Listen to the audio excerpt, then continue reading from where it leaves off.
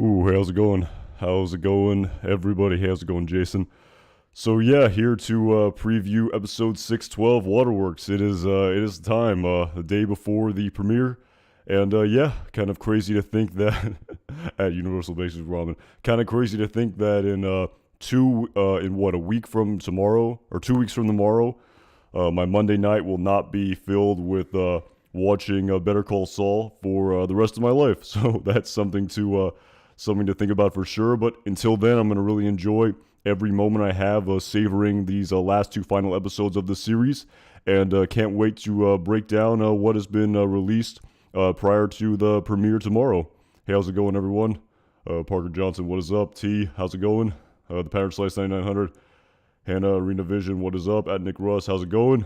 So yeah, like I said, final two episodes here. And when I was kind of thinking about what was released prior to this episode, at Matt Duncan, thank you so much for the super chat. Really appreciate it. I think Gene seems more evil than ever. Yep, absolutely. That seems to be the case for sure. If you listen to the Better Call Saul Insider podcast for episode 611, Breaking Bad with Thomas Schnauz, who wrote the episode, he definitely has the exact same sentiment in respect to Gene being a new level of evil, where he's definitely not even enjoying pulling these scams as much like he did with Kim. It's just more about using it as an emotional coping mechanism to deal with, of course, his phone call of Kim, which, seemed to be his moment where he broke bad.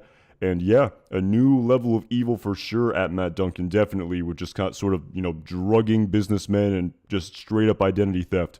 And again, as Thomas now has reminded us, he has the Band-Aid tin full of diamonds, so it's not about the money, it's more about just pulling the scams for an emotional coping mechanism. But yeah, more evil than ever really seems to be what the creators were going for in that previous episode for sure at Matt Duncan.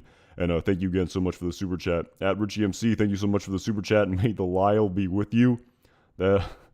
Is that a meme or something? Yeah, Lyle for sure, man. Big fan of Lyle, absolutely. And yeah, I mean, who knows? I mean, I think his story arc has been pretty much wrapped up. So, but again, I really enjoyed it ever since he first appeared in the universe of Better Call Saul. I believe in season 3, in the episode entitled Sabrosito, where he was the assistant manager. When Hector Salamanca confronted his staff after the flashback scene in 1999 in Sabrosito. Great scene. I don't want to. I can go off on a whole tangent about that at Richie MC. But yeah, ever since he appeared in season 3 of Better Call Saul, I've absolutely loved him as a secondary character. Really well written. Plays the part perfectly. So yeah, I mean, yeah, may the Lyle be with you indeed, and thank you so much for the super chat at Richie MC. So. At Smokeless Choice. I'm doing well. How about yourself? It was a long week. Great week, productive week, but very, very long week. And I know, like I was talking about at the very beginning of the stream, every Sunday night I kind of get really excited and look forward to the new release of Better Call Saul on Monday, of course, with the 7-week hiatus in between. But like I said, 2 weeks from tomorrow, or actually 2 weeks from tonight, when it's Sunday night, it's going to be kind of... I would say sad, if you will, that there's going to be no more Better Call Saul. But like I said, I'm not going to fret. It is what it is, but I'm going to enjoy it, and I'm going to enjoy and savor every moment of it until it's finally done. So,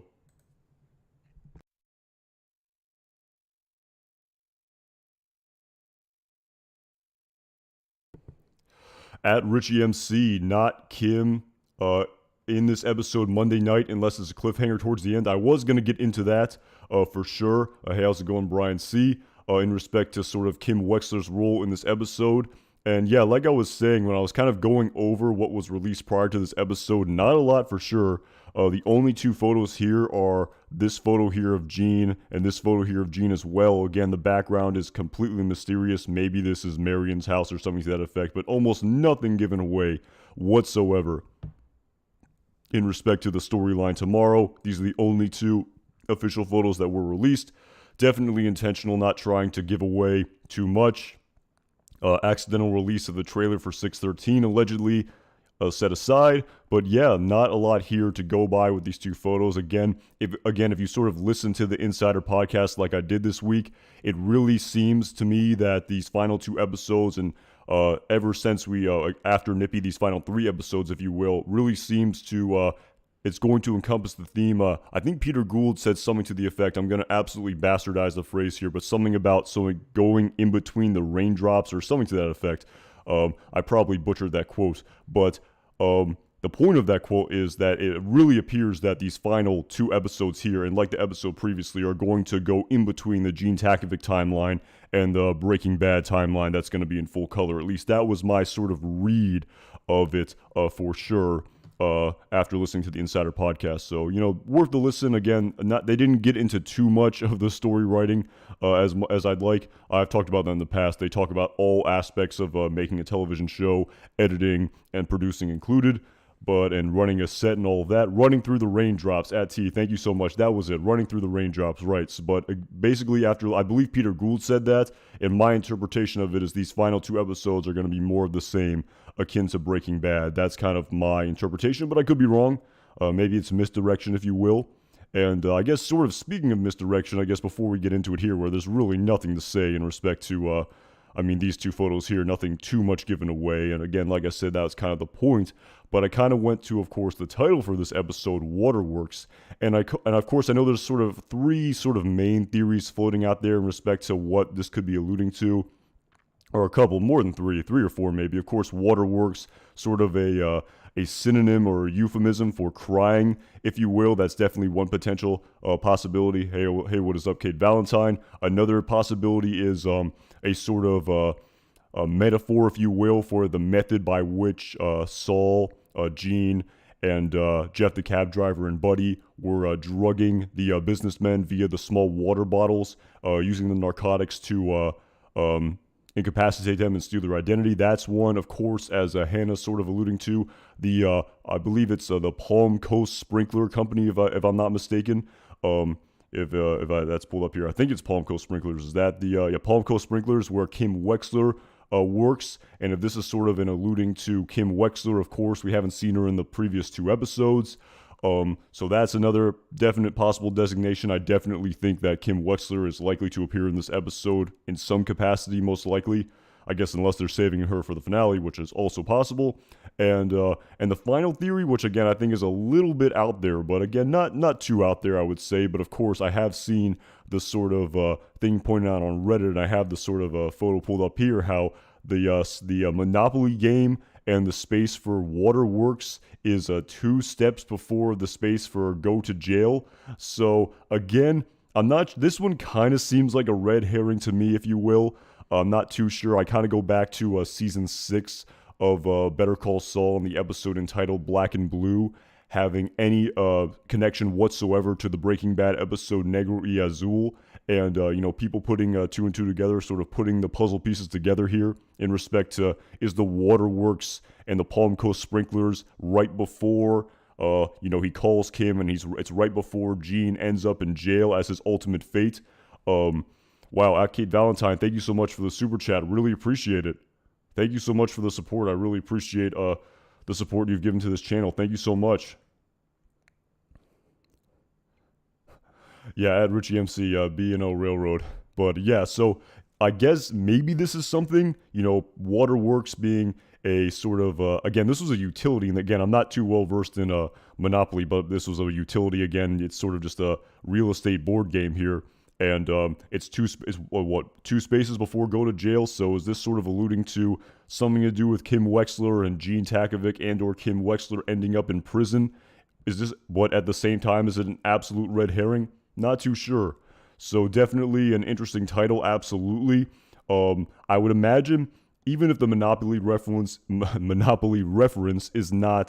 was just a sort of coincidence here and wasn't intentional by the creators. And again, if you listen to the Insider podcast, I'm not too familiar with the movie, but I think it was one of the editors, maybe Kelly Dixon, was talking about how the scene of Francesca driving to the payphone to speak with Saul on November 12th, 2010, and how that scene, she said in her interpretation, was in many respects a mirror shot-for-shot remake. Maybe I'm being it wasn't maybe that specific, but it was very akin to the movie Psycho, and I think she asked Thomas Schnauz if this was intentional. Psycho, yeah, at Hannah. And I think Thomas Schnauz says it wasn't intentional. It kind of just came out there coincidentally. So the long sort of winded point I'm trying to get at here is that Monopoly brings out the worst in everyone. I definitely know what you're getting at there for sure. But yeah, again, I don't know if this was intentional or just a sort of happy accident coincidence, like Thomas Schnauz said, with the scene of Francesca being very similar to the movie Psycho. At Smokeless Choice, thank you so much for the super chat. Do you think that Kim is going to be used by the FBI/DEA as bait to lure Jimmy/Saul/Gene into meet her so he can be busted? That's interesting at Smokeless Choice, and sort of getting onto that, I guess it sort of goes into what I was going to speak at next, and it actually directly ties into the super chat, and thank you so much. And of course, I believe you're sort of bringing that up, of course, because in the previous episode, Breaking Bad, following Francesca giving Gene the lowdown of everything that happened following him going to Omaha, one of the additional pieces of details that he gave her, or she gave him, was that Kim Wexler called him and was asking about him. And this, of course, was the sort of, I guess, catalyst, if you will, for Gene to reach out to Kim Wexler, likely for the first time since, their divorce. Likely, again, it's not official, but the very first time they likely called. Again, I don't know, this is just sort of my speculation at Smokeless Choice, since 2004 when they broke up in the episode entitled Fun and Games. Official marriage, divorce or not, that remains to be seen.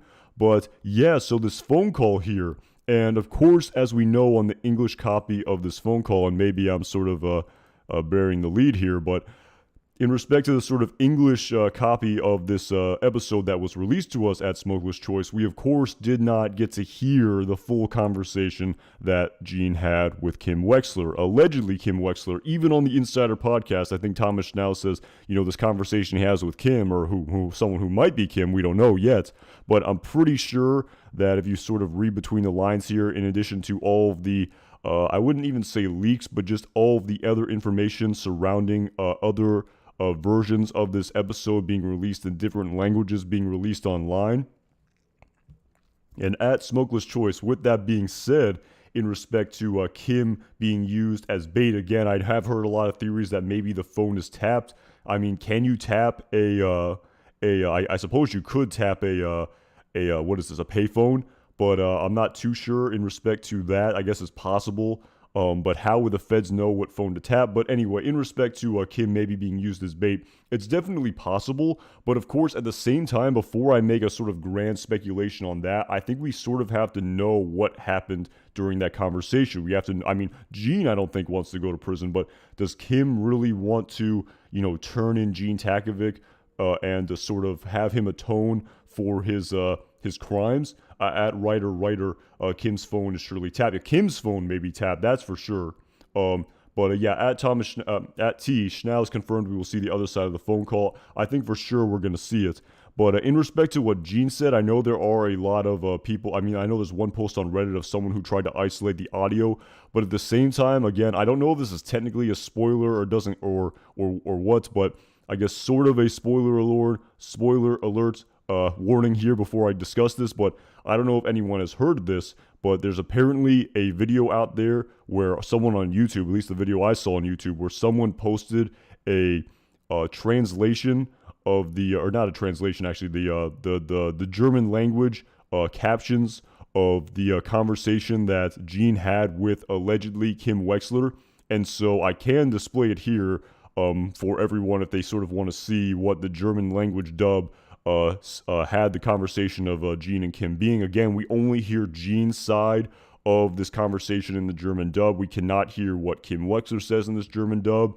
So, major spoiler alert here to anyone who doesn't want to know the audio that Gene says. Again, I think we will hear it eventually. Both sides of the conversation, very likely, as Thomas Schnauz alluded to, we'll definitely hear Kim's side. But yeah, sort of getting into it here.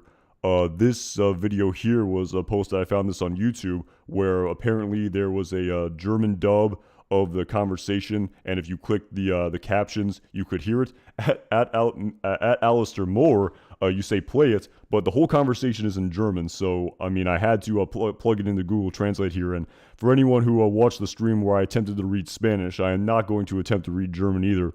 Who knows, maybe it would be a little bit better. But anyway, so according to the German language translation, and a spoiler alert here, again, this is just according to the German dub. I mean, it's just audio. I could probably play a little bit of it just to show that it's not totally made up, but let's see here. Hopefully I don't get in too much trouble. Let's see how the German is. Hi, ich bin auf der Suche nach Kim Wexler. Ich glaube, sie arbeitet bei Ihnen. So apparently that's legit.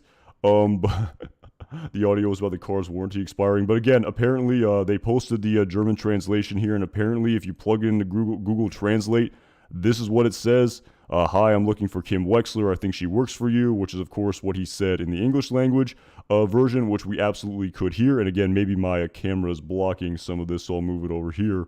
But apparently this is what he said when we couldn't hear and where the cars were driving by to purposely drown out the audio. Apparently the German translation of this, and again, if anyone speaks German out there and doesn't agree with this translation, I guess they can say otherwise, but you have no idea what I did or didn't do. Okay, why don't you turn yourself in? You don't have to consider me. I can only be hanged once. Okay, listen, Kim, why are we even talking about this?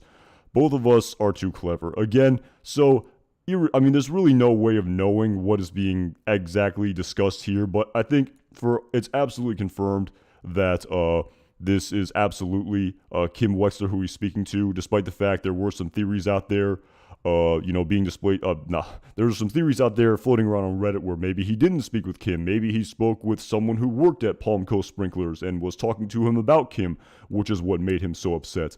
But yeah, it appears he absolutely was talking with Kim, where he says, "Okay, listen, Kim."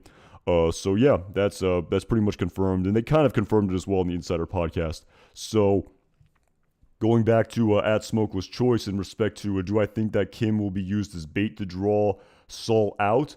I think it's possible. Again, if we kind of go to that spoiler that was leaked in respect to the alleged teaser for 613, where Saul appears to be trying to extract himself again, where he keeps repeating to himself, Hoover extract, pressure probe model 60. So yeah, I mean, it's an interesting theory. At Smokeless Choice, I think it's possible, but again, I don't want to speculate on it too much because it definitely sounds like, why don't you turn yourself in? Again, it's hard to, get the nuance here of whether or not Saul is being sarcastic or whether or not he's being literal or responding to something. So I don't want to go in here. I don't know German very well at all. So yeah, it's a little bit hard to speculate in respect to,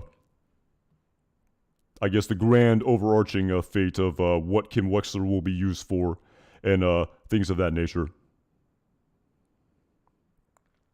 At Bozo, there's a video of the cleaned up audio in English on YouTube somewhere where there's even more conversation we can hear. Okay, that's an interesting thought for sure. So I'll definitely check that out at some point. But at the same time, I mean, we'll see it in we'll see the episode. At least we'll see half the episode now in 24 hours. So.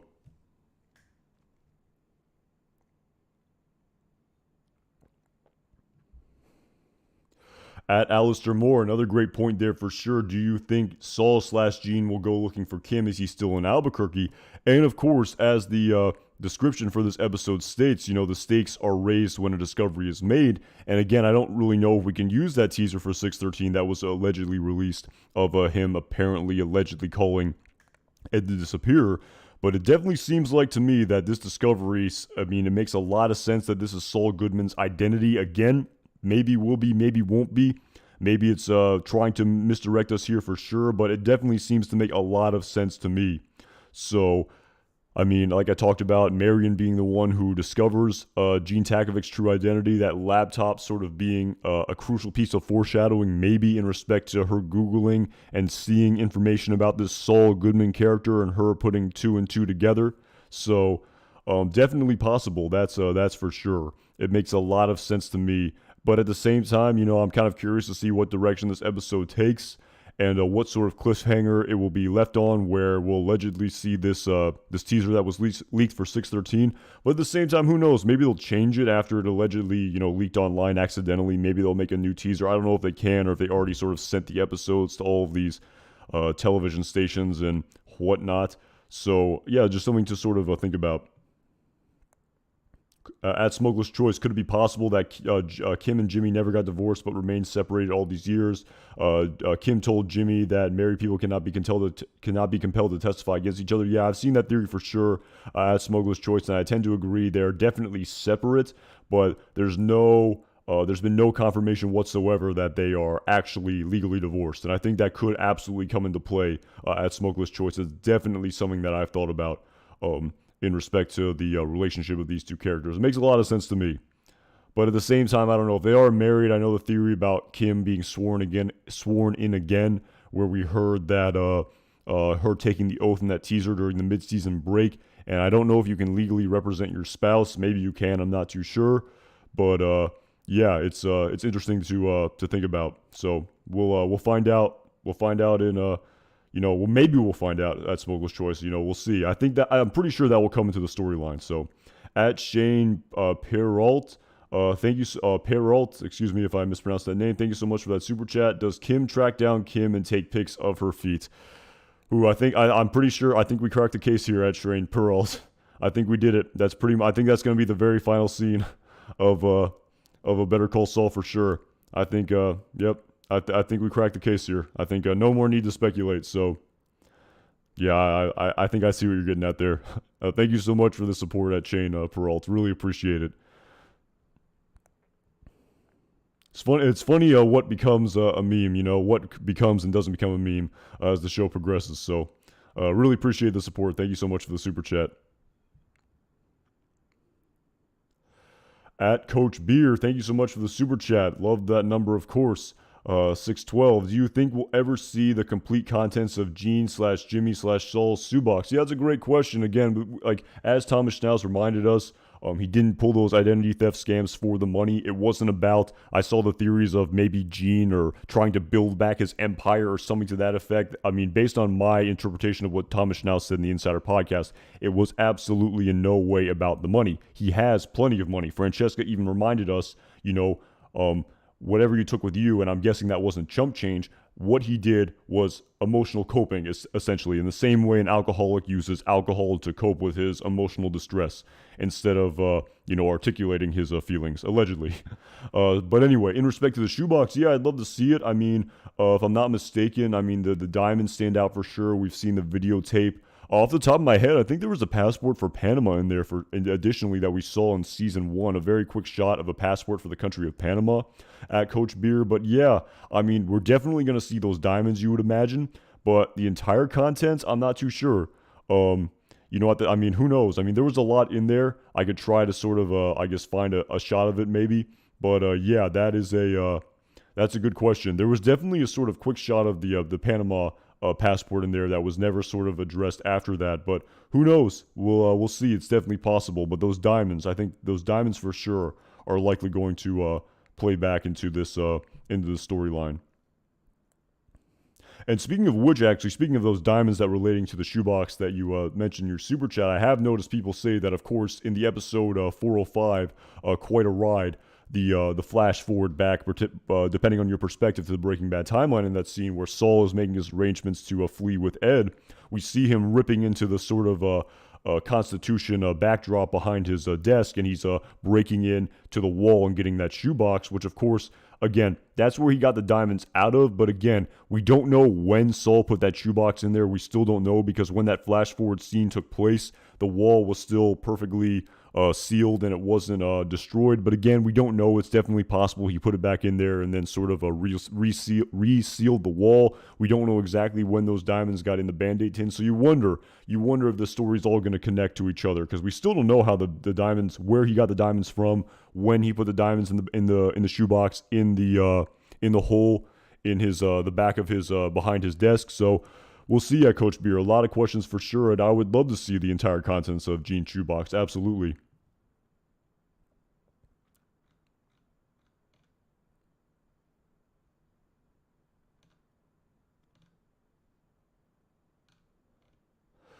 Just Dan, thank you so much for the super chat.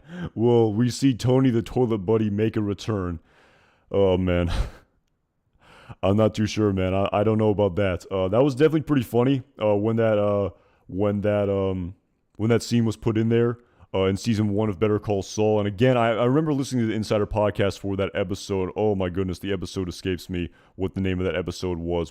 That was Alpine Shepherd Boy, if I'm not mistaken. I believe that was Alpine Shepherd Boy. I could be wrong there. But when we finally see Tony the Toilet Buddy, yeah, I think it was Alpine Shepherd Boy because it was one after Hero. So, but anyway, that was just sort of displaying to us the sort of broad complications, if you will, of having this very broad reach after the sort of story goes viral. Well, at least what viral was back in 2003, or 2002, 2003. When the sort of whole billboard incident happened and it made the local news and it got in the Albuquerque paper. But yeah, I don't know if he's coming back. So people did say that I kind of sound like him, that's for sure. And I may have made a video imitating his voice in the past. So I'll leave it at that.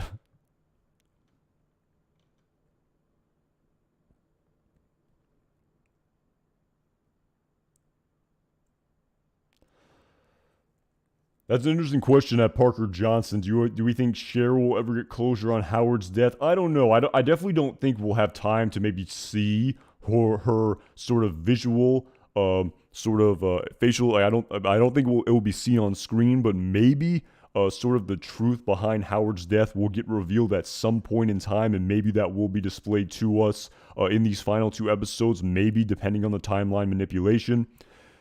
And as a result, we can infer or imply that Cheryl would eventually have gotten closure, but I don't know if we're going to see a scene of it. I wouldn't say so. I don't think so. I don't think there's sort of time to display a scene of it.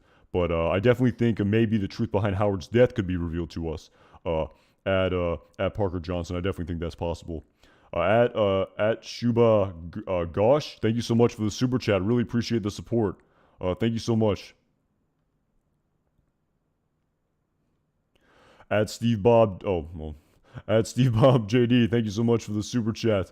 Why doesn't Gus work with Saul directly? It is because Saul has a drug problem with Xanax. LOL. Seriously though, why Mike as a middleman? That's a really interesting point at Steve Bob JD.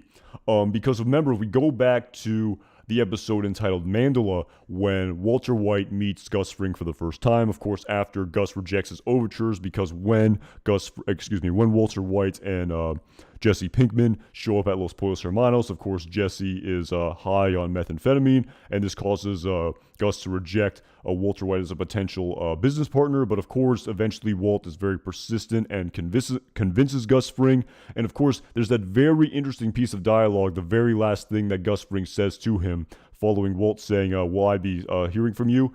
And he says, "I have your information." And he says to Walt, "You can never trust a drug addict." So that's actually kind of interesting. I never even considered that at Steve Bob JD. I really appreciate you pointing that out to me. Why he would never work through Saul directly.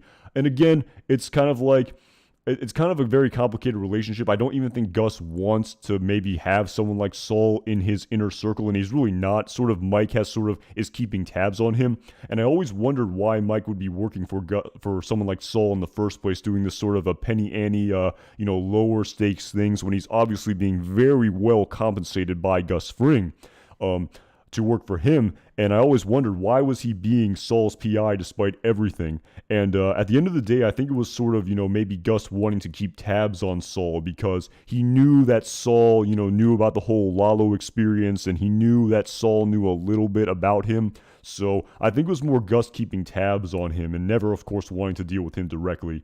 And again, as we know from the dialogue in 611 Breaking Bad Better Call Saul, where Saul says, he who shall not be named. And of course, when he talks to Walter White and Jesse Pinkman in the episode entitled Mandela, where, what you two need is an honest-to-God businessman, someone who treats your product like the simple high-margin commodity that it is, someone who deals out of town, ships out of town, deals only in bulk, someone who's been doing this for 20 years and never been caught, and of course Walt says, someone like that, and then Saul says, let's just say I know a guy who knows another guy. Let me make some phone calls, see if I can schedule a meeting. And of course, Walt says to him, well, what's his name? And Saul says, I have absolutely no idea. He's careful that way. From what I do hear, he's very low profile. He sounds a lot like you. So yeah, that's actually interesting. I never considered that at Steve Bob JD. It's absolutely true where Gus Fring clearly doesn't want to work with drug addicts. If he doesn't have to, of course, he kind of had to with Jesse Pinkman to manipulate Walter White in season 4 of Breaking Bad. But that's a really interesting point you bring up at Steve Bob JD. I really appreciate you pointing that out because it's definitely a true thing. But to tell you the truth, it's never something I truly considered. But I mean, I feel like drug problem or not, I really feel like Gus wouldn't want to do business with Saul, and Saul was just kind of the middleman of the middleman. Where at the end of the day, Gus brings all of his moves and all of his decision making was all in the context of his revenge against the cartel. And if Saul was sort of caught up in this because he was the sort of vessel by which Gus Fring would use Walter White to create the 99.1% pure meth on the north side of the border and kill off the cartel, then so be it. So again, really appreciate the super chat. Really appreciate that comment for sure. Quite some food for thought there. So at Matt Duncan, thank you so much. Updated video on deepest voice you can physically do. Wow, that is a callback there for sure. You have been watching for a while, so I appreciate that. Definitely, I've been watching for a while. At Matt Duncan, who knows? I mean, who knows? Like I said, in the sort of grand overarching question of what is to come for the channel after Better Call Saul ends, that remains to be seen. But yeah, that is quite the pull there at Matt Duncan. Appreciate you for watching.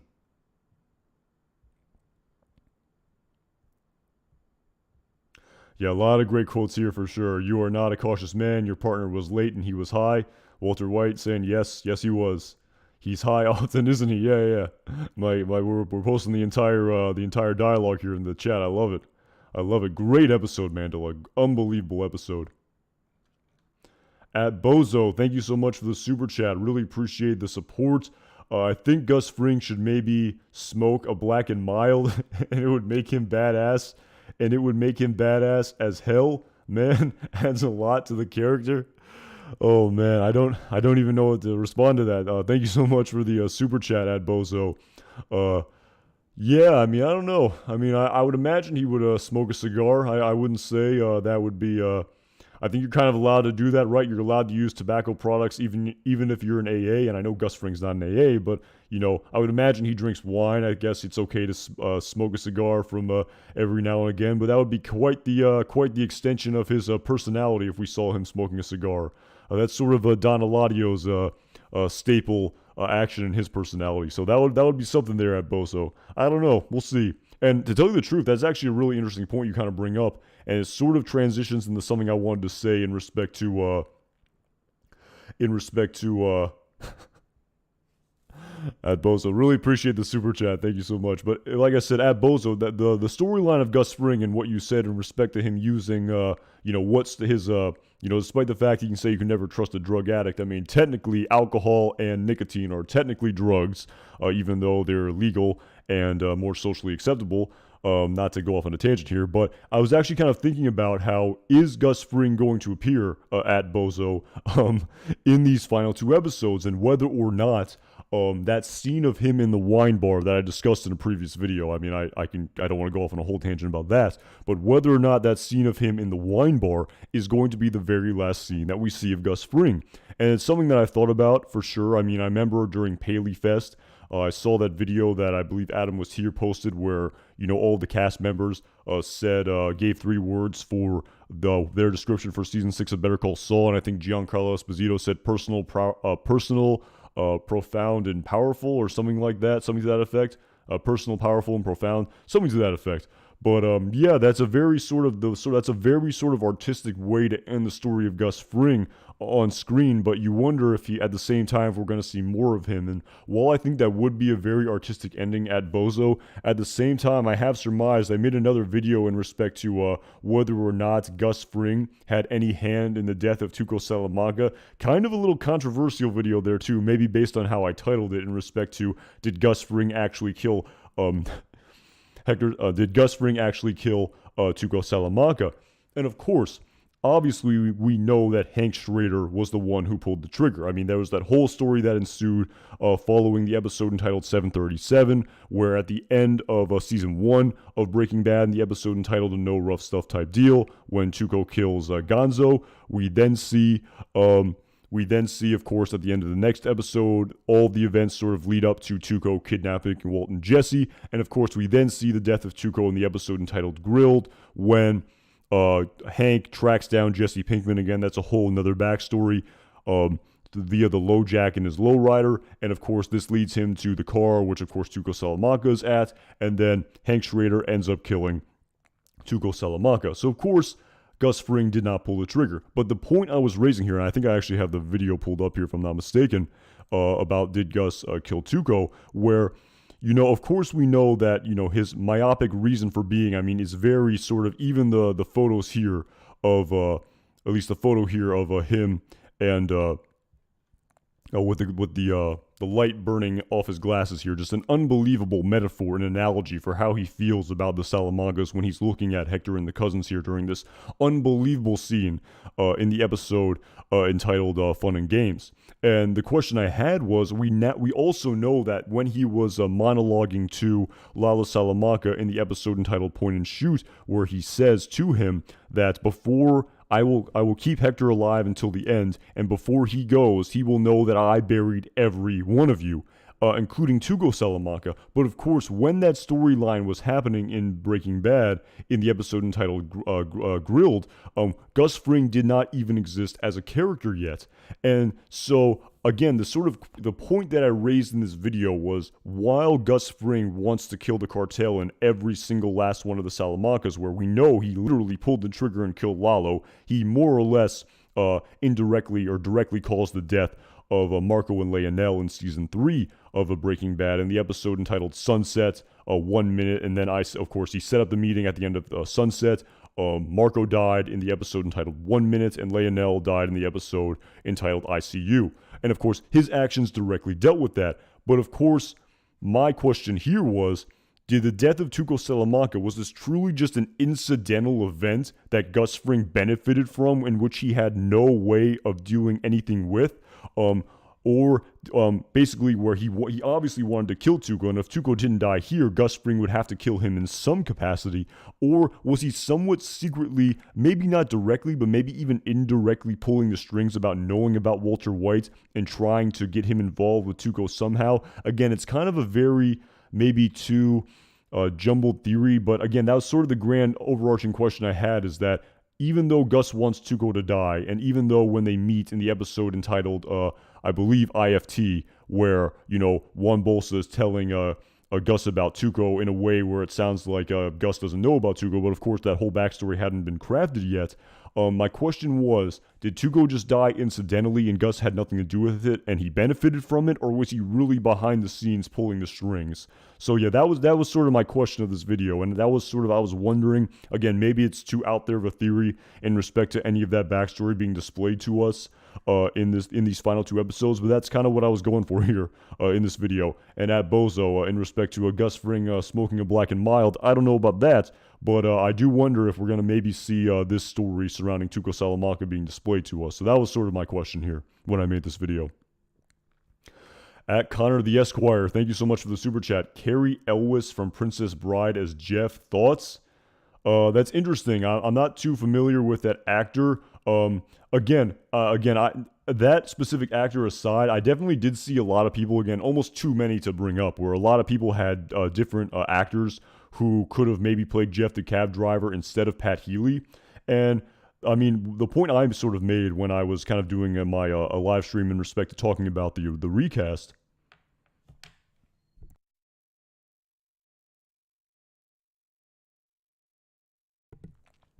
was that after the creators knew they could no longer use the original Jeff the cab driver at Don Harvey, the point that was abundantly clear was they did not try to find an actor who embodied Don Harvey, the person who they originally cast for Jeff. They instead went with a completely different person who in no way resembled Don Harvey, and they literally looked at the sort of auditions for that character and picked someone completely new. So again, I don't know Carrie Elwes.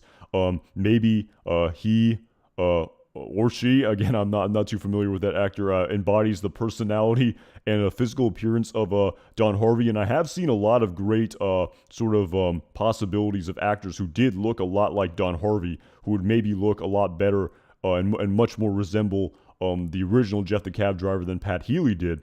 And that was just sort of an interesting point I definitely noticed, where they did not go for an actor who, well, they did not say, we need to find a replacement for Don Harvey's Jeff the Cab Driver. They basically said, we are going to create an entirely new Jeff the Cab Driver. We're going to start from scratch. And again, maybe like I said, I even made it in the sort of video I made about the recast of Jeff and whether or not it changed everything. And again, maybe I have to put my tinfoil hat on here, like I said in the video. But if we go back to the Insider podcast for that episode Nippy 610 with Pat Healy on it, when Peter Gould himself was asked about the recast, he even said it would have been an entirely different string of episodes with Don, and then he almost stopped himself mid-sentence and said, Pat's done a great job. So again, even though I know Thomas Schnauz even responded on Twitter to someone apparently where they said nothing would have been changed with Don Harvey, again, as I've talked about in a past live stream, Thomas Schnauz is a Twitter troll. Don't listen to anything he says. I mean, and of course, I don't blame him about it. He's absolutely inundated with fan questions 24/7, 365. So of course he's going to have fun with it sometimes, where he even lied and he said that the Francesca phone call from 405 Quite a Ride, Better Call Saul, would not be addressed in season 6. He flat out responded no to someone on Twitter. But of course, all along he must have known that he wrote and was going to direct the episode by which that conversation is mentioned. So yeah, I know Thomas Schnauz said nothing would have been different, and it's kind of funny. There's literally been a lot of people talking online where if we see something that Thomas Schnauz says on Twitter, it's like, well, end of debate. He's being absolutely sincere, and just based on the actual truth of his rhetoric, no, he is not. So, or no, this does not sort of end the conversation whatsoever. So again, I don't believe it. I mean, maybe, again, like I said, I'm buying more into Pat Healy as the new Jeff, because really there is no other choice. It's either that or just be miserable with myself and not embrace the recast. It is what it is. Like I said, it diminishes the It diminishes the show. It absolutely does. I mean, it diminishes it as much as any other recast would. And I'm sorry, I do not agree with the premise that a recast don't matter. Where we could recast Lalo, after Plan and Execution, after Tony Dalton shoots Howard Hamlin in the head, the very next episode, Point and Shoot, we could have recast the actor, and it wouldn't have made any difference. Stop complaining. I don't agree with that whatsoever, that premise. And again, it's totally subjective. It's just my opinion. And like I said, at the same time, I'm embracing it. I'm much more enjoying the new Jeff after being a little bit taken aback and not really fully buying in Nippy. But after the episode of Breaking Bad, I'm more bought in. And again, you cannot convince me otherwise that, as Peter Gould began to say himself on the podcast, the episodes would have likely been written differently with Don Harvey. So, I mean, it is what it is. It's not the end of the world. And you even wonder, like, I was actually sort of thinking about this, and I was sort of thinking about the entire Jeff storyline in season 6 of Better Call Saul. And yeah, while the sort of heist in Nippy was a little bit goofy, if you will, and it kind of made Jeff come across as meek, I was almost wondering where you could kind of just cut out that heist and basically have after you could sort of just have everything else and say, I want to get in the game. And, or excuse me, I have to sort of back up here. But, of course, after Gene visits Marion and then he has the conversation with Jeff in the backyard and he says, I know what you want in the game. We could have just maybe sort of manipulated the way the final 2 episodes were written and sort of crafted a new storyline. And I was kind of thinking we could have maybe, instead of having Nippy as an episode and kind of just cut, and this is the thing, I hate to say it, for what it was, I thought the heist scene was really well done. I enjoyed it, but again, it wasn't the most ideal given the circumstances. But I was wondering, maybe we could have had a sort of rewrite here, and even Peter Gould himself sort of opened the door to this, and I was just kind of wondering here, again, this is basically akin to fan theory, but I was thinking, maybe we could have had that Francesca phone call first, in like the sort of Nippy timeline before we see all that. We could just have the Francesca phone call, have Francesca tell Jimmy or Gene about Kim. Gene then calls Kim and he has a terrible conversation. He breaks the payphone, and following that, then maybe that's what could have caused Gene to then seek out Jeff and Marion. And then, of course, he does the exact same thing where he does the exact same scam with the snow and he confronts Jeff on his home turf. and then they have the conversation about, I know why you haven't turned me in, because you won in the game. And then after that, instead of having the whole mall heist thing, which kind of made Jeff kind of meek, I think we could have maybe, if we had like Don Harvey, just could have, said after that, then the sort of the phone call and the catalyst for Kim is sort of gave Saul the gumption to go after Jeff on his home turf. And instead of having this sort of whole mall heist scene, we then could have went directly to the ripping off the businessman with the barbiturates as a way to get Jeff the cab driver sort of off his back and not to turn him in. Again, maybe that's too much fan theory. Maybe I just horribly insulted the creators of this show, but I was sort of thinking about it. And it's, again, the sort of visual contrast of Don Harvey's Jeff and Pat Healy's Jeff just sort of made me think about it. And it's really too bad because I really enjoyed Nippy for what it was as an episode. But in terms of just the overall story, when we have that episode Magic Man with Don Harvey's Jeff confronting Gene, again, it just sort of, it's hard to totally buy in. So that's just kind of where I'm coming from here, where I enjoyed it, but it's not the most ideal. So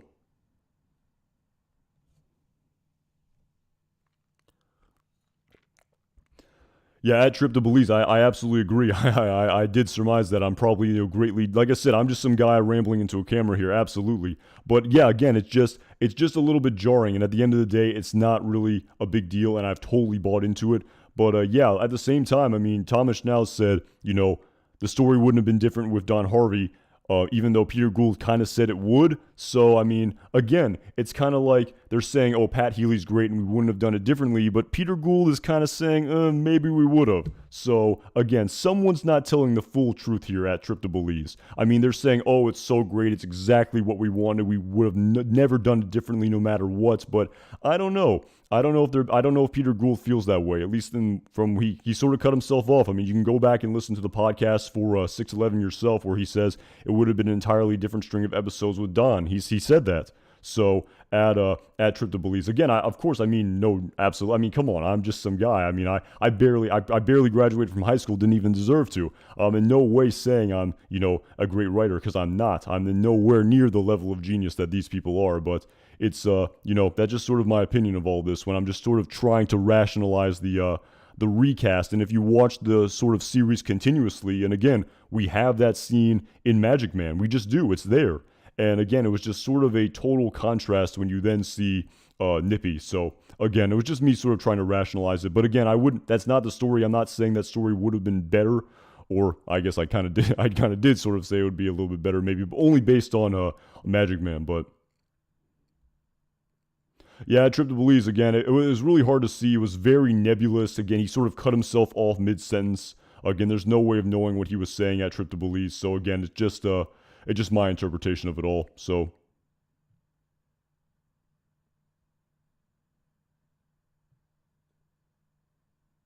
yeah, at Deb's Cormos. Yeah, again, I made a whole video about that for sure in respect to the original Jeff sort of pulling that mall scam. Absolutely.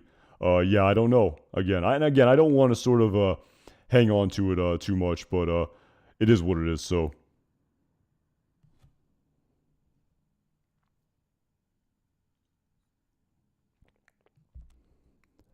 at Trip to Belize, yeah, I guess we're just gonna have to agree, disagree. It's totally fine. I feel like it is what it is. We're allowed to have our cordial disagreements for sure. But yeah, again, like I said, I'm in no way liking it. Again, I still really enjoy the ending. And like I said, I've really bought in more to Pat Healy's Jeff. Absolutely. I really enjoyed Breaking Bad. I just love seeing his character in that episode. So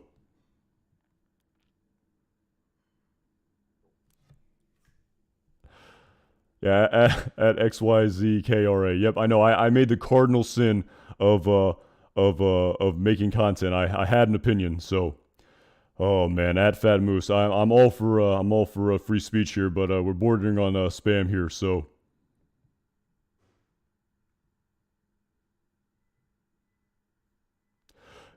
yeah, at Parker Johnson, absolutely. That's that I talked about that a little bit in my stream yesterday for sure. You can definitely go back and check that out. I definitely made my theories known for the alleged one scene of Walt and one scene of Jesse that we're going to get in these final two episodes. So, at Kate Valentine, thank you so much for the super chat. I have to laugh when you say I'm just some guy. Wish you wrote wish you had wrote for the show. Oh, you are far too kind there, Kate Valentine. Thank you so much for the super chat. Yeah, I appreciate. You're very, very kind in your words there. So yeah, I appreciate it. So.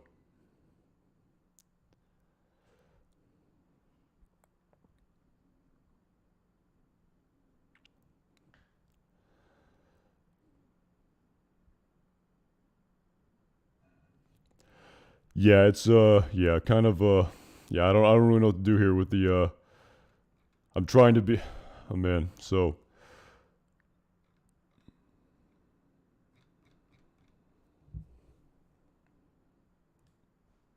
yeah, Mike T, maybe I do. Again, this is a very low tech operation here. This is just some guy with a camera set up here. So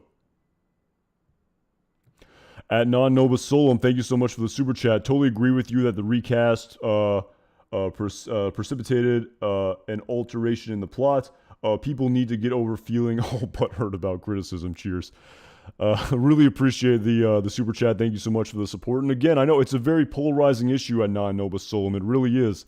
I know there's a lot of you know, again, it's very polarizing in respect to the story. A lot of people you know, they don't like to criticize any aspect of the story whatsoever. But yeah, it was definitely something that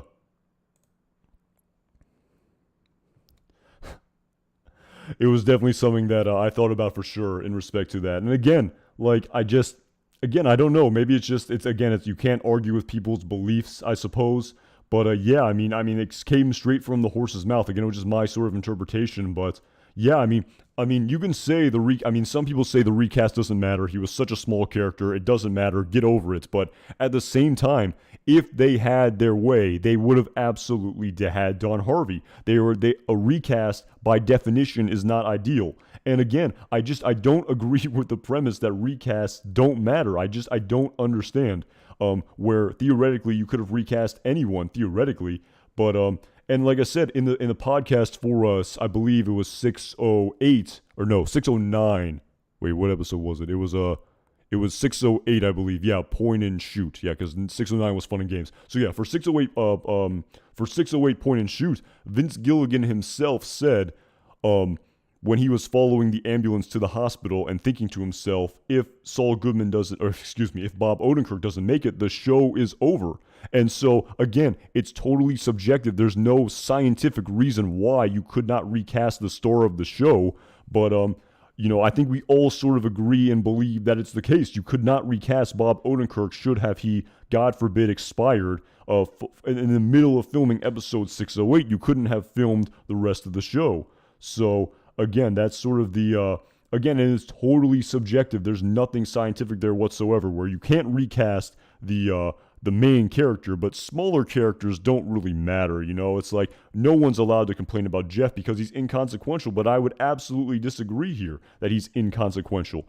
I mean, he was the first person to make Gene Takovic, Saul Goodman, in Omaha, Nebraska. He's a very crucial part of Saul Goodman's, Gene Takovic's sort of mental coping with everything that's happening towards the end of this series. So yes, I sort of disagree with the premise that Jeff is not a significant character. And again, this is just my opinion. It's just mine. You're totally allowed to not agree with it and have your own opinion. Absolutely. And the people who have other opinions, I'm not upset with it whatsoever, but it's just my opinion on it. But at the same time, I don't want to sort of harp on the negativity too much. And truly, I've absolutely embraced the recast much more after Breaking Bad. I just absolutely have. So yeah, at Non Nova Solum, it's yeah, I mean, I just disagree that you can say the plot wasn't altered whatsoever. I just from my reading of it, it doesn't seem that way. And I believe if Thomas Schnauz kind of gave that one answer no again, it sort of seems like he's trolling. He's saying the opposite. It almost comes across as overcompensating a little bit. Maybe that's too harsh of a term, but you know, it's just, or maybe he's just trolling here. But yeah, I think they might have written it differently, as Peter Gould sort of alluded to in the podcast for Nippy. So Yeah, the pattern slice 9900. The show absolutely doesn't diminish. I mean, it diminishes a little bit. Like I said, it only diminishes it slightly. I still, this is one of my favorite shows of all time. I still love it. I'm still gonna rewatch these episodes. I absolutely love it, recast or not. At the pattern slice 9900, it's absolutely a masterpiece of Better Call Saul and Breaking Bad. But like I said, the recast again, it diminishes it ever so slightly, but it absolutely does. So that's just kind of my opinion here. I don't want to harp on it too long, but. At Cody Madman, thank you so much for the super chat. Any thoughts on the purpose of Walt and Jesse's future cameos? It could be any point of the timeline, and I'm pretty sure they said they are each in one without the other. Hoping we get to see Kim and Walt scene. Hey, that is an interesting theory right there. And yeah, thank you so much for the super chat at Cody Madman. Really appreciate the support. I touched on this a little bit yesterday in my stream about Walt and Jesse. But again, sort of as the expression, again, as sort of Peter Gould alluded to in the Insider podcast, it definitely seems as though the timeline is going to be shifting from Breaking Bad to the Gene Takovic timeline as we go back and forth in these final 2 episodes. So that makes a lot of sense that their cameos are clearly going to have to appear in the Breaking Bad timeline in color. I guess technically Jesse could appear in the Gene Takovic timeline because it's announced that we know that Walter White is dead based on El Camino. But yeah, I did surmise that, again, based on the fact that the last episode, Breaking Bad, kind of used the flashbacks, and again, I talk about this more in depth in my previous stream, they basically used those flashbacks to sort of add a new layer of depth and nuance to sort of Saul Goodman's thinking in respect to teaming up with Walt and Jesse, and to sort of just add new layers and trying to, peer into the mind of Saul Goodman.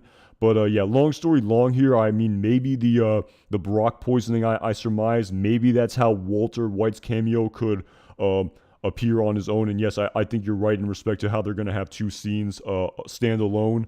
And this was the only scene we're going to get together, at least based on everything that I heard.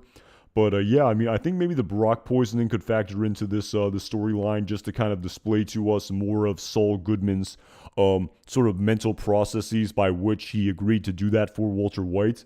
Because we remember back to, I believe it was the episode entitled End Times, when Saul calls in Jesse into his office, and we know, of course, that Huell pickpocketed the rice and cigarette from him. It was, of course, then revealed to us in the episode. Of course, again, I talked about it more in depth in a previous video, but again, the whole sort of plot where Walt manipulated Jesse to make him think that Brock was poisoned with ricin via Gus by lifting the cigarette from his locker, when actually Walt poisoned Brock himself with the help of Saul Goodman. With the Lily of the Valley plant, giving him a non-lethal sort of dose in order to manipulate Jesse Pinkman. Of course, Jesse then realizes in the final episode, Face Off, following him being released by the FBI, or no, it was the Albuquerque Police Department, the FBI didn't show up again, how the tox report came back and it was not ricin, and so Jesse said to Walt that it was Lily of the Valley, kids eat it sometime, and then saying, I guess we didn't have to kill Gus after all, but of course Walt saying it had to be done.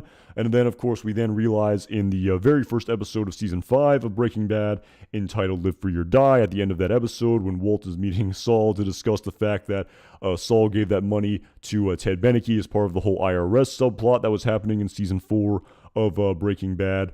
We then of course see Saul say to him, when Walt says, you're not Clarence Darrow, Saul, you're a 2-bit bus bench lawyer and you work for me. And of course, Saul says, well, Clarence Darrow never had a client ask him to do something like this. And he pulls out the rice and cigarettes. And of course, saying, Huell could have busted this in with his huge fingers and killed us all. But, I go the extra mile, beg, borrow, or steal. I'm your Huckleberry. But you never told me that kid would end up in the hospital. Again, backstory aside, and again, of course, including that, we then realize in the episode entitled Confessions, when Saul then calls Ed the Disappearer for the first time for Jesse Pinkman rather than himself. Of course, when Jesse comes back and he puts 2 and 2 together because Saul had Huell lift his dope because he said Ed wouldn't take him if he was high, smoking weed. So, of course, then Jesse says, you took it out of my pocket, the rice and cigarettes. And, of course, Saul says to Saul says to Jesse, yes, I did it, but, Walt said he did it for you, that he was saving you. I would have never agreed to it if I knew what he was going to do. You have to believe me, Jesse, I didn't want any of this.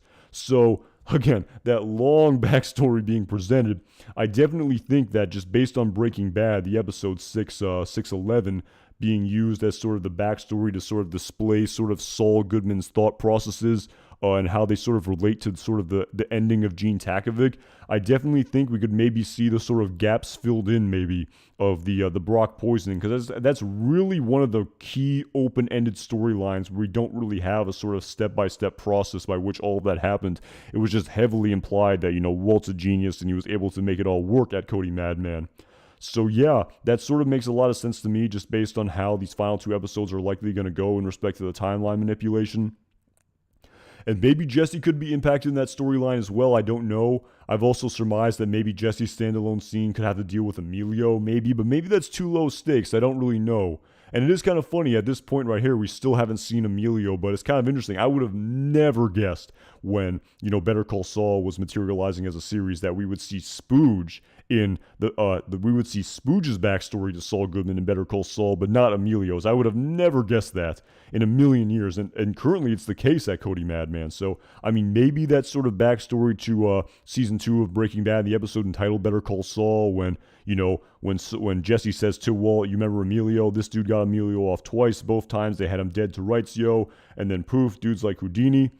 So, yeah, again, it's definitely inferred that the second time was when he was arrested in the pilot, but we don't know the first time, so maybe that will be displayed to us potentially. I definitely think that's possible at Cody Madman, but just, again, I don't know, though. I mean, compared to maybe the Rights and Cigarettes storyline, that definitely seems a little bit lower stakes, but who knows? And a Kim and Walt scene, I guess is possible. I mean, who knows? I mean, but I don't know. If you sort of go back and listen to that Variety video where they kind of talked about the sort of like brush by cameo, where, again, like I think even Bob Odenkirk himself said as sort of giddy as he was at the potential of Walter White, the premise of Walter White washing Bob Odenkirk's car at the A1A car wash, just based on my reading of that Variety article, it really doesn't seem like we're going to have like low stakes scenes. So I just really don't know how Walt and Kim could interact with each other, but it's definitely possible, and that would be pretty amazing. And of course, like I said, I have no creativity whatsoever, so I cannot surmise a plot like that off the top of my head.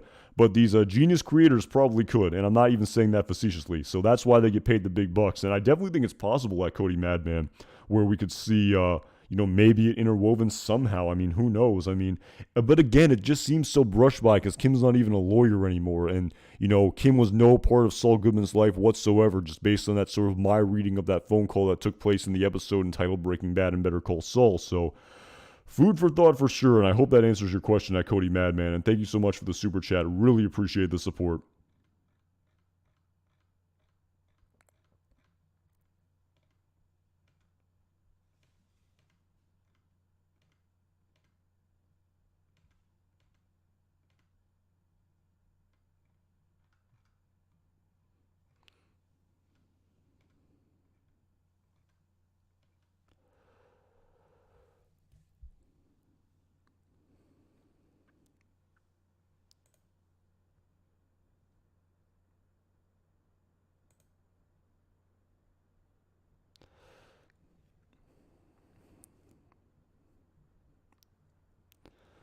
Ooh, yeah, I apologize for that. Yeah, I mean, America's the land of second chances there, and I gave you a second chance, but it is what it is. So it's all good. So again, I hope you enjoyed spamming. I hope you enjoyed your Sunday night. So again, you're entitled to that, I suppose. But yeah, hopefully that won't happen anymore. So yeah, sorry, I didn't see that. I was answering Cody Madman's question there, so I apologize. So sorry for that. So yeah. Again, I mean, to sort of to anyone out there, again, it's I definitely like I said, I've never enjoyed getting my haircut, so it's been I've been saving a small fortune by doing this, and so let's just leave it at that. So it's definitely been paying dividends in my real life. Let's put it that way. I don't want to get into it too much, but it's been it's pretty awesome. But anyway, so yeah. So yeah, it's definitely a great question there at Cody Madman. And again, it's actually kind of going into this next episode, Waterworks. I have been thinking again. We know that Walt and Jesse are apparently going to have one more scene in these final 2 episodes, but there's been no confirmation that they're going to appear in the next episode. There's no confirmation that they're going to appear in Waterworks. So that's the sort of thing. Maybe they'll appear in the next episode. Maybe it'll be Walt or Jesse and not both characters. Maybe they'll only appear in 613 Saul Gone. So, yeah, it's It's definitely something I've thought about. Again, there's really no way of knowing.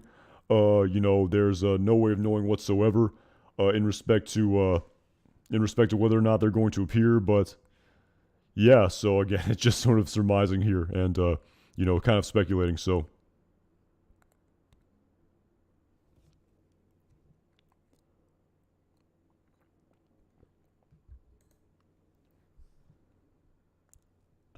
Oh man, yeah.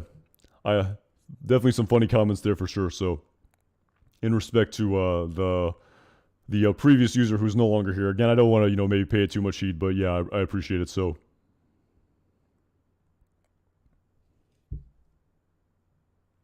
yeah, yeah, I had Matt Duncan, great there, great quote there for sure. So, absolutely, when Walt came back in the episode entitled Felina. So,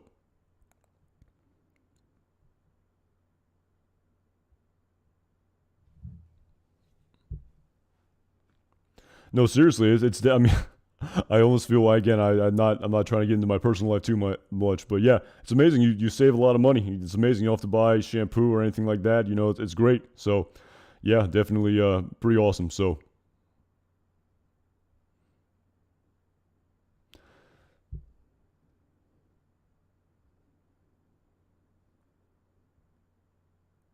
yeah, it's Sam Fisher. Absolutely. I think if Kim doesn't appear in this episode Waterworks, I would be damn surprised. I think it's absolutely a direct reference to Kim Wexler.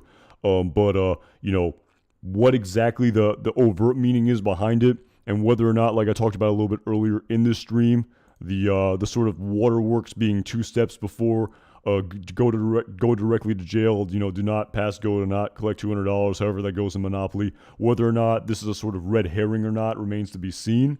And of course, I mean, kind of getting into it, something. I mean, I made a video about this a little bit earlier in the week, but kind of going into this sort of teaser here and sort of wondering how this final episode is going to pick up. I mean, just kind of going back to the teaser where again there is no audio displayed to us, but of course the sort of police officers here who were pulling up to what was what appeared to be the Marks house, and no dialogue here. Of course, we hear over the radio it says "proceed with caution."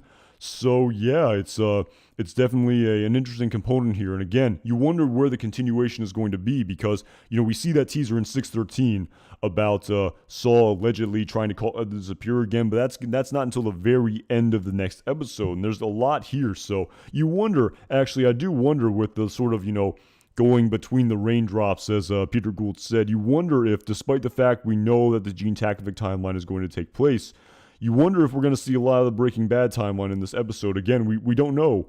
It's definitely possible. Great scene of in the past episode of that conversation of Mike and Saul, which also sort of tied into the Saul Goodman's ultimate decision to partner with Walter White. So yeah, again, I talked about that in my previous stream. I don't want to harp on it too much. That scene with Mike Ehrmantraut in Saul's office, great scene there for sure.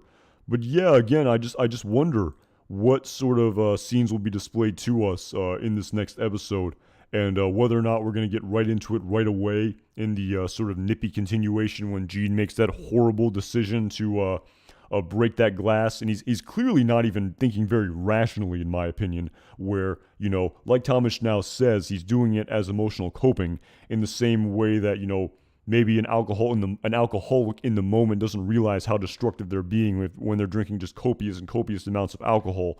In the moment, it's just a sort of coping mechanism. He's not even thinking about the illogical ramifications of him breaking a glass window with his elbow at the end of that episode, and how it goes against everything of just sound, logical ripping off people. And where in the moment it's the same way as a sort of drug user using drugs, where they're not thinking about the long-term ramifications. They're just thinking about it right now to just deal with the emotional distress that they're feeling. So yeah, again, I wonder what the sort of continuation of this next episode will be, the immediate continuation. And I'm even curious about the cold opening scene. And it was kind of crazy in the previous episode. We kind of start out with the Breaking Bad timeline instead of the Gene Takovic timeline. So yeah, it's yeah, I've also wondered that. People have speculated that maybe that the Mark who has cancer might die from the barbiturate ingestion. It's definitely possible. Not too sure. Again, logical speculation for sure, but Yeah, I do wonder. I do wonder for sure.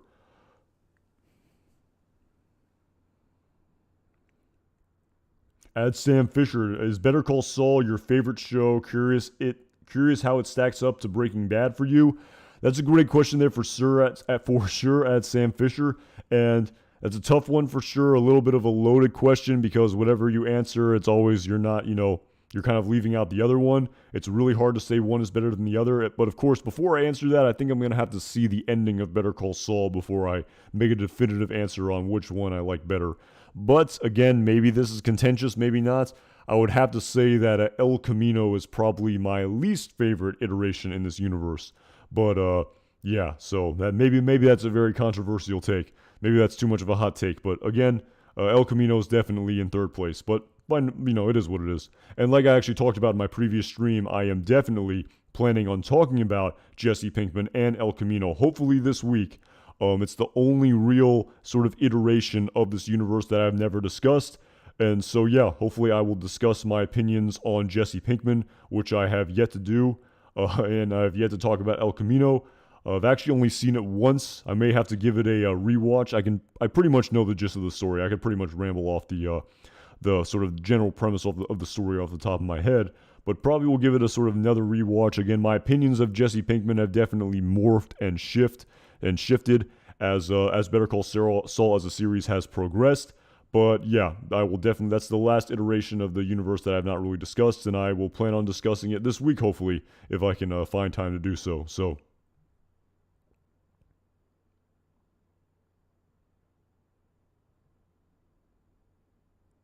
At Jay Wilkes, that's interesting. I think they even talked about that a little bit on the Insider podcast where you say if someone hasn't seen either show, do you tell them to start with Better Call Saul or Breaking Bad first? And again, I mean, I think they even said on the Insider podcast, they talked about how there are some people who are watching Better Call Saul right now at this very moment who have never seen Breaking Bad. That, again, while that demographic is probably very small, it definitely exists. So again, of course, the way it was intended to be watched was, of course, in order by which it came on the air. I mean, you'd imagine that. I mean, the way it was written, of course, was that the creators, of course, saw all of Breaking Bad, and then, of course, all of Better Call Saul. I would imagine that that is the way it was intended to be watched. I think that's the way 99% of people have watched these two shows. But yeah, that is quite something. I almost it's hard for me to even conceptualize that how there are people out there watching this right now who have never seen Breaking Bad, at least watching the show right now on television, who have never seen Breaking Bad. And that's something right there. And it's kind of interesting. I don't know if jealous is the right word, but it's just kind of, I know I'll never be able to experience that because I already know what happens in Breaking Bad clearly, but it's kind of crazy to think how after this, maybe there will be people who watch Breaking Bad afterwards. Again, I would imagine that demographic is very small. I know the demographic of people who have watched Breaking Bad and not Better Call Saul is rather large. But yeah, the other way around, where it's almost unfathomable to think about how there are literal people out there who, like I said, are watching Better Call Saul and have not seen Breaking Bad. They're probably wondering, man, who are these two ski mask guys who kidnapped Saul? And I wonder who they are. So again, that's quite the small demographic there. So.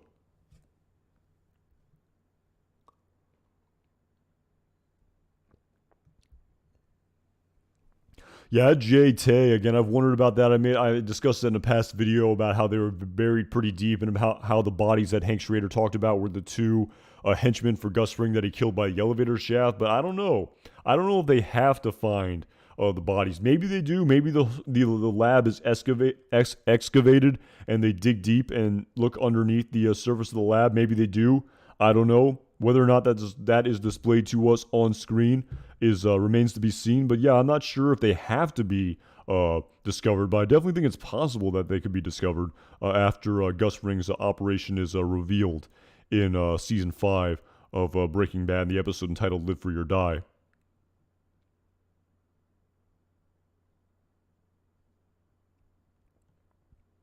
At Moonspace, it would be very unappealing if Walt's death was mistaken. I'm pretty sure in El Camino they outright stated that Walter White died at the scene. So I'm pretty sure he is deceased. I know a lot of people said, well, maybe he survived and, therefore he'd be in prison or something like that. But yeah, I'm pretty sure he is meant to be deceased. Just even based on the dialogue in El Camino, so.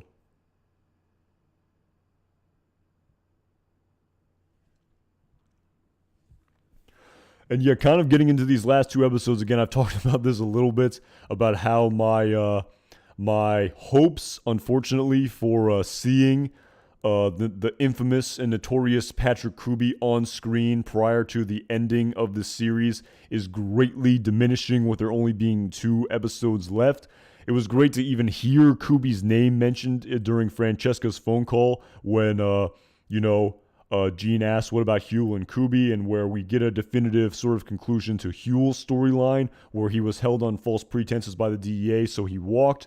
But again, I believe that Francesca said, I have no idea what happened to Kuby, and as sort of,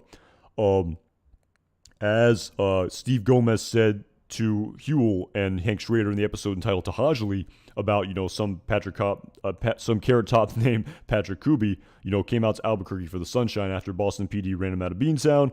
And of course, Hank said he's missing, presumed dead. But again, I've discussed how just based on the context of that scene, it's very clear they're lying to Huel, and it's very likely that Kuby is not dead. So again, who knows? And to tell you the truth, I know I always wanted to see Patrick Kuby, played by the wonderful Bill Burr, in the Breaking Bad timeline. But who knows? Maybe they can pull a fast one, or maybe we can see Kuby in the Gene Takovic timeline. Unlikely, unnecessary, maybe superfluous. But come on, how in the world does Better Call Saul as a series be written 6 full seasons and we don't see Patrick Kuby? We do not see Bill effing Burr, for crying out loud. I would be very disappointed in that. I am sorry. That is a questionable decision by the creators. And I know, there's filming obligations. I know I know Bill Burr is a international superstar who tours and has all these obligations. But if we don't get Bill Burr in season 6 of Better Call Saul, I mean, goodness gracious, that would be disappointing. And like I said, he was already supposed to appear, I believe, in the episode entitled Dedicado a Max. Yeah, Dedicado a Max, when he was supposed to basically have the role that Mr. X played when Saul called him instead of Mike to do the PI work. And so, I mean, that would have been great. I would have loved to see Patrick Kuby in that scene and develop the backstory. But, again, we'll see. I mean, it was great to even hear him mentioned, and, if that's all we get, if we only hear Kuby once and it's with a phone call with Francesca, I'm going to be pretty disappointed, but it is what it is. And at the same time, he mentions Danny with the laser tag, and I know, again, I've made a couple videos about it, about how maybe that could be Price. I would love to see that as well. Again, just the definitive confirmations of that would just be unbelievably awesome. But at the same time, if it's not revealed to us, we can always just say Price was Danny all along. We can sort of just, put 2 and 2 together, and, it could just be a theory that we have that Price was Danny. It's absolutely possible.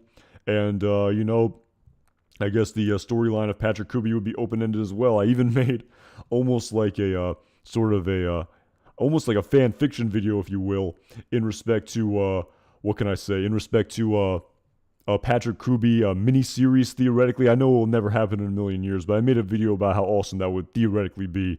And I talked about the pros and cons of it for sure. But probably not going to happen, but we'll see.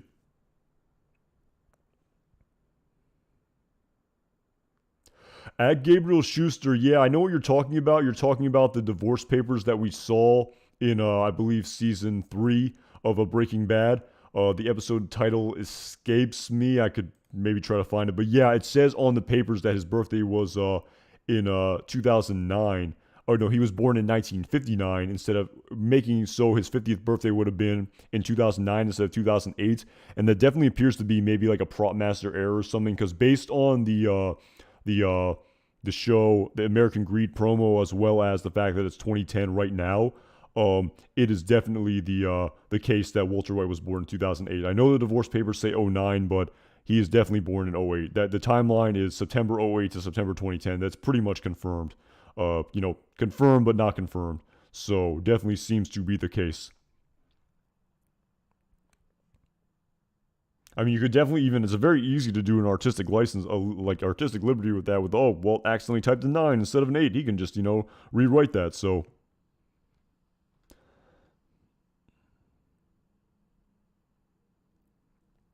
Yeah, I'm trying to think. I think that was that in Moss or Sons? It was definitely in, I think that was in Moss. It was in Moss when we saw the divorce papers. I'm pretty sure it was Moss. So, I guess I could triple check here. I'm pretty sure that it says he was born in September of 59, meaning he would have turned 50 in 2009.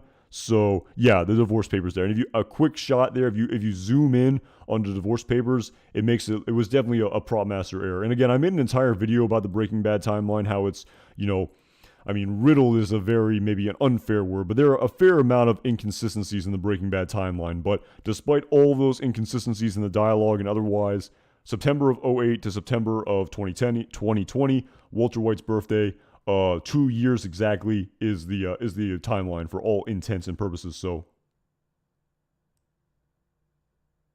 at John Smith, very cool. Appreciate that for sure. The Rolling Stones interview, I'll definitely have to check that out. I think at Matt Duncan, you said the same. Schnauz did confirm the price is the latest tag. Danny, he said they'd never found a good way to incorporate in the scene, but again, I hope he's lying. He said things that wouldn't happen that absolutely happened. Like he said, we wouldn't address the phone call in 405, but he did. But yeah, I mean, that's just too easy of an opportunity to pass up where the name is, Danny. And who knows? Maybe it was done purposefully. Maybe it was just a total accident in respect to, Daniel Wormald and the sort of Danny from Breaking. I imagine it was pretty intentional. So, yeah, John Smith, I saw you mention that in respect to the interview with the Rolling Stones. So I saw that, and Matt Duncan as well.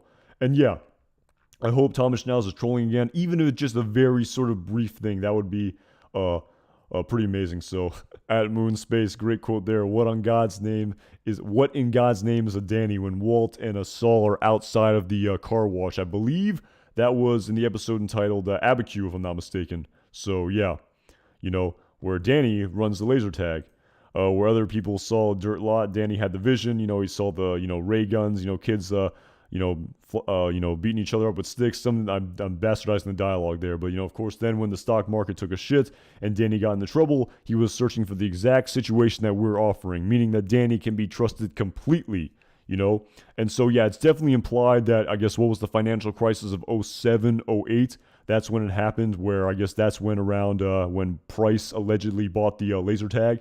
And so, yeah, it definitely makes sense, and it would just be a wasted opportunity. Again, I wouldn't say wasted opportunity to not display it on screen because we only have a finite amount of on-screen time. But yeah, why they would make anyone else Danny besides Price would just be a very odd calculation, in my opinion, where it would just be better in every respect to have Danny be Price as opposed to and a new character written into the series.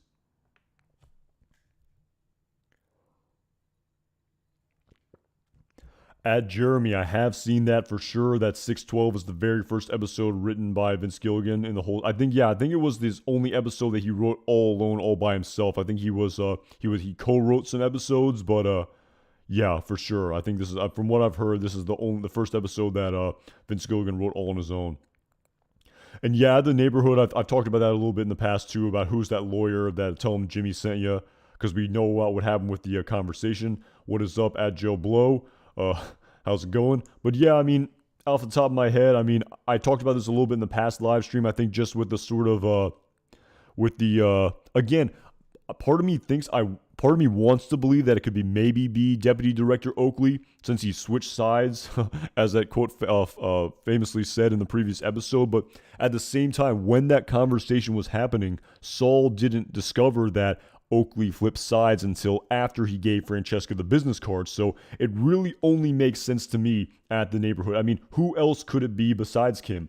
I mean, in the same way as who else could be Danny besides Price, if you know what I mean. There's really only one character who it could be in terms of writing the best overall story. So, I mean, maybe they'll pull a fast one and it won't be Kim, but yeah, absolutely going to be, I think it's going to be Kim Wexler for sure. Makes the most sense to me.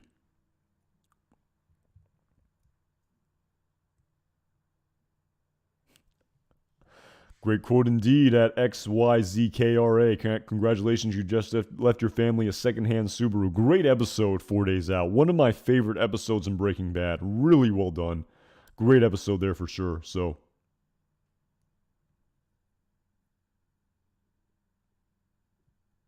and yeah, definitely talked a little bit, speaking of which, at XYZKRA. Talked a little bit about the sort of backstory of Saul teaming up with Walt in my previous live stream, so definitely check that out if you sort of want to break down about that. I don't want to repeat myself too much, but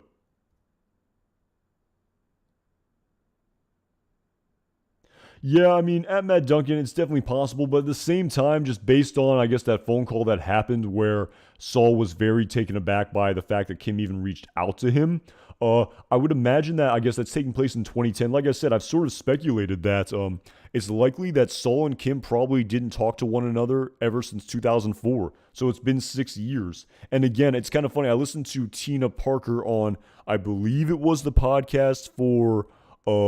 It was for Fun and Game 609, and she talked about, despite the fact that Francesca wanted to be friends with Kim, she really liked Kim, at least in her interpretation of the character, that she liked Kim and she looked up to Kim and saw Kim as like a very successful person that she wanted to try to emulate and be friends with. She really tried, but, their paths just never really crossed.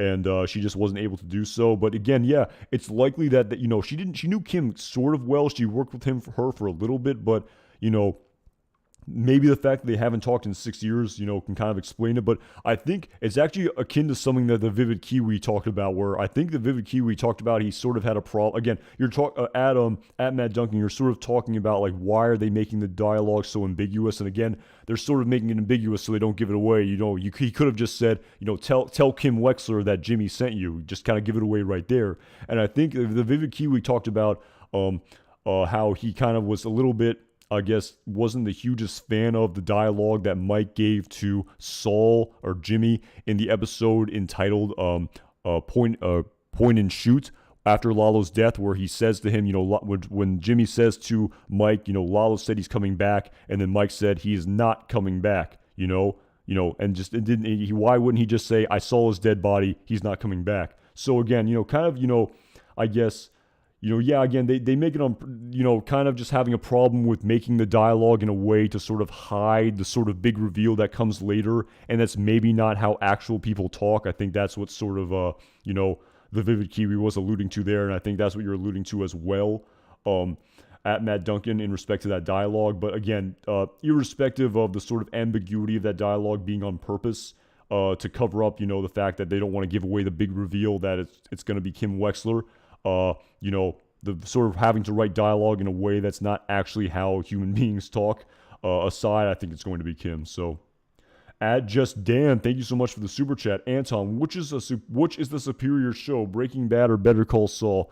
Again, like I said, talk about an extremely difficult question there. And I talked about this a little bit earlier, where this may be a little bit of a cop-out answer, but until I see I've seen the entirety of Breaking Bad, but I haven't seen the entirety of Better Call Saul. So until that, I think I have to hold out on which I say is better. And again, it's a totally loaded question, like I said earlier, where there's no right answer. It's almost as if there's only a wrong answer to that question. And again, saying they're both equally great is in many ways true, but again, it's kind of a cop-out answer. So is saying, I can't comment on it until I see these final 2 episodes. But yeah, man, that is a tough question at Just Dan, and thank you so much for the super chat. And again, I truly, in full honesty, I can't give you an honest answer right now. I can't until I see these final 2 episodes. And even when I do give you an honest answer, maybe I'll have to change my opinion. And that is a very, very tough question for sure. But while I can't answer that question like I talked about a little bit earlier, I can safely say that both of them are vastly superior to El Camino. El Camino is a distant third place. I can say that. And so yeah, at Just Dan, thank you so much for the super chat, and I'll have to ruminate on that a little bit more before I give a final answer. So, at Jay Wilkes, do you think there'll be a conclusion to American Greed? I hope so. I would love to see that full episode. I did a sort of reaction video to it, and I was really getting immersed into it. And it was only like a 9-minute video or so, 9-10-minute video, and I was really getting immersed. And they sort of like made the promo as if it would sort of end at the first commercial break. And I was really hoping we'd get like a sort of 48-minute long episode. So I would love to see it. Who knows? Maybe they will. Maybe they won't. I would absolutely love it. At Jay Wilkes, I've thought about it for sure that maybe the whole episode will come out at some point, but we'll see. So.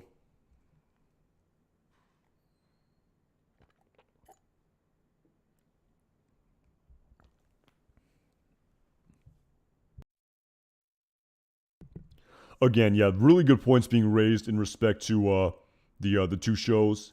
And yeah, again, it's an impossible question to answer which is better. So they're both so great in their own right. So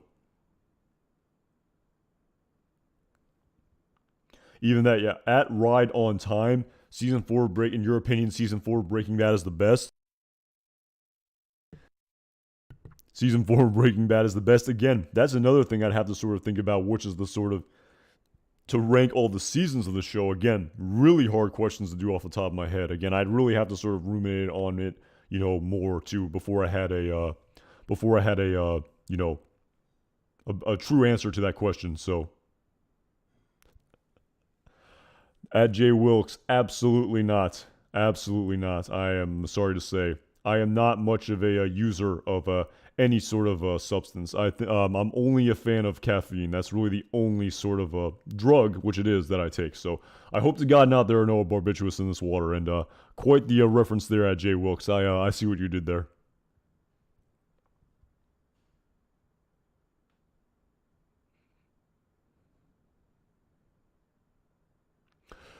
Yep, that is technically true. At Michael W, where is Emilio? And then you say at XYZKRA, Emilio's on a trip. Yeah, that's true. In the current sort of in the current point of the Gene Takovic timeline at XYZKRA, Emilio did go on a trip to Belize. That is for sure. So.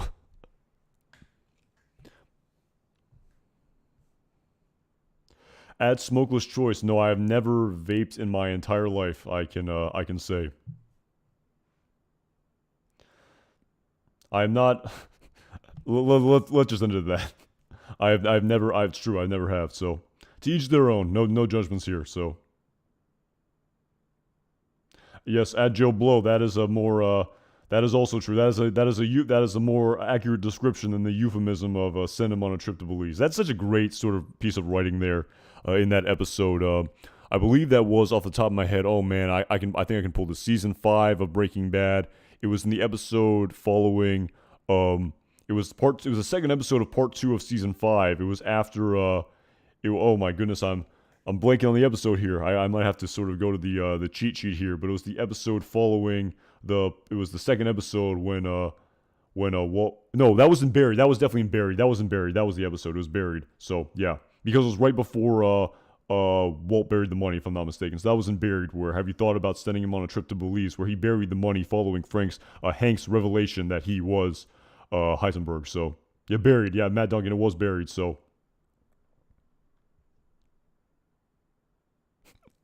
I hope I pulled it there at Joe Blow. I'm pretty sure it was Buried. So. Yeah, I met Duncan. Yeah. I got that. It took me a while. I had to rack my brain there. That wasn't in the forefront of my brain. So.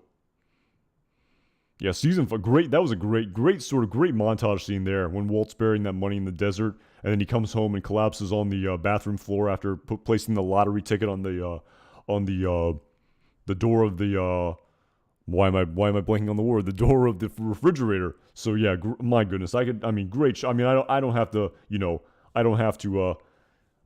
sit here and sing the praises of Breaking Bad. We all know how great of a show it is. So.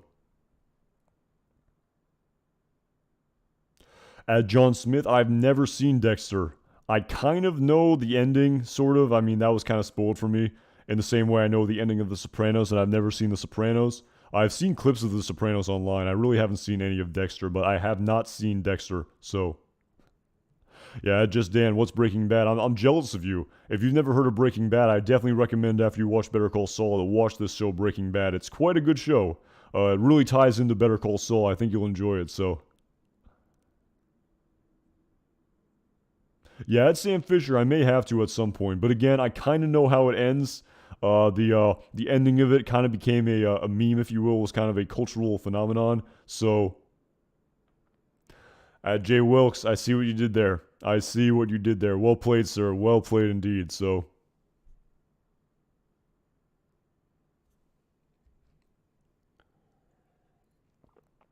At Matt Duncan, without trying to get too retrospective and to try to live in the moment here, yeah, I mean, it's something I've thought about for sure. But again, I'm definitely gonna live. I'm gonna live in the moment right now, and I'm very excited to talk about and review the episode entitled "Waterworks" tomorrow. Absolutely, really looking forward to it for sure. It's been sort of something I've really been looking forward to every single Sunday night, thinking tomorrow is the premiere of the new episode. But like I said, 2 weeks from today, Sunday nights, there's gonna be no new premiere to look forward to for forever. So it is a it's a sad fact, but it is what it is. So, yeah, at Holden Thompson again.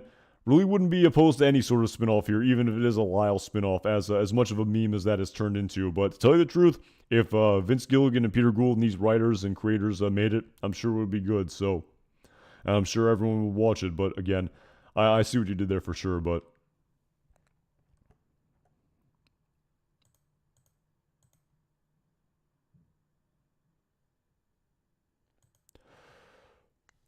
But yeah, I mean I feel like yeah, I mean I mean like I said, there wasn't a lot released prior to this episode. Again, we saw the two very nondescript photos of Jean. Again, I talked about a discovery being made. Again, I talked about how Marion and Jean's identity, again at the very beginning of this stream, being potentially what the discovery that is made is Marion discovering Jean's identity. Of course, in conjunction with the 613 teaser of with Jean allegedly using Ed to disappear.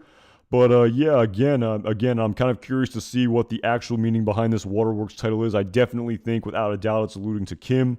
The Monopoly reference, we'll find out tomorrow whether or not it is a sort of red herring or not. Like I said, the sort of German dub of this conversation more or less confirmed this is Kim. And again, Thomas Schnauz kind of gave it away in some interviews, including on the Insider podcast.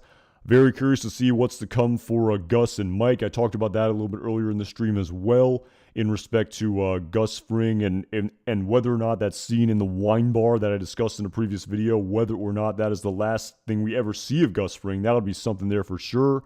How Mike Ehrmantraut ties into the story, how the sort of going between the raindrops of the Breaking Bad and Gene Takovic timeline are displayed to us in these final two episodes, how Walt and Jesse factor into these final two shows as well.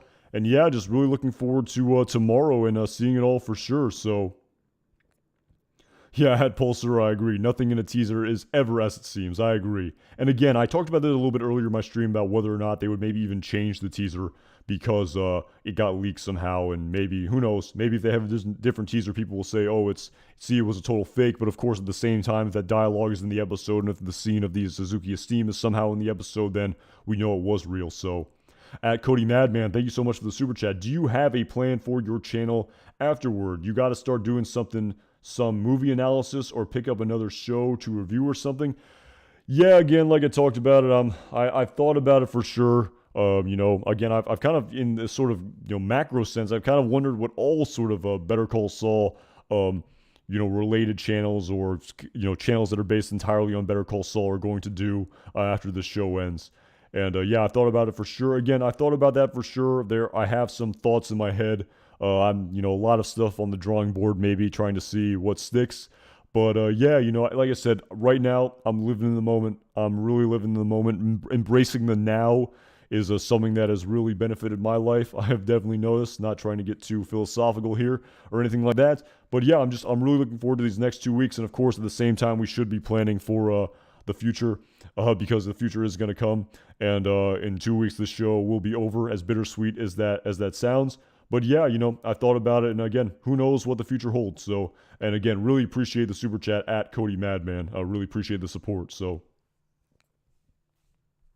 yeah, at Steve Bob JD, I agree. The teasers have been Mr. X. Don't listen to anything Thomas Schnauz says on Twitter, or if anything, whatever he says, do the opposite, or do or say the opposite of that, and that's probably the truth. So, yeah. At T, be here now. That is I definitely may have heard that before. So,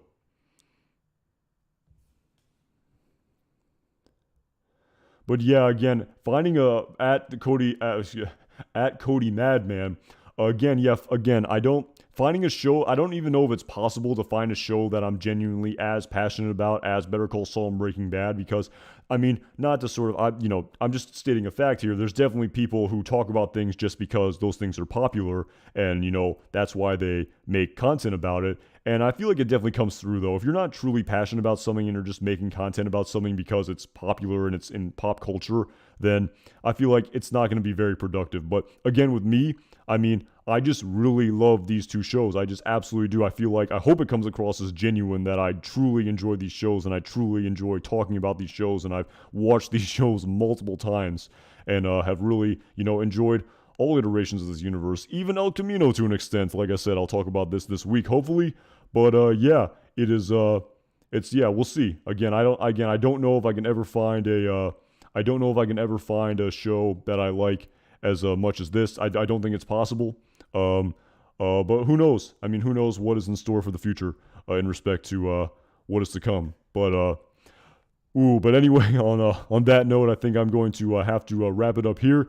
But yeah, I really appreciate all the super chats tonight. I really enjoyed the stream and really enjoyed reading the chats. Again, learned some different things every single time. At Steve Bob JD, really appreciate that point you raised about the Xanax and Gus Fring, something I never actually even considered at Steve Bob JD. So thank you so much for bringing that up. But yes, as always, I will be live tomorrow night after the episode airs. Hopefully the quality of that stream is much better than last week's. I went back and there was a lot of static on that stream. I apologize. I used the low-tech setup. I did not even realize how rough that was. But hopefully tomorrow it will be much better. But yeah, we'll be live tomorrow. Hopefully we'll get to talk about Jesse Pinkman and El Camino this week as well. Have some thoughts about that. The one part of this universe that I've still not yet discussed. But yeah, thank you so much for everyone for tuning in tonight. If you're in the U.S., have a great rest of your Sunday, the rest of your weekend, and I will be live and see you guys tomorrow night after 6/12 Waterworks airs. Take it easy, guys. Have a good night. Really appreciate it. See you around.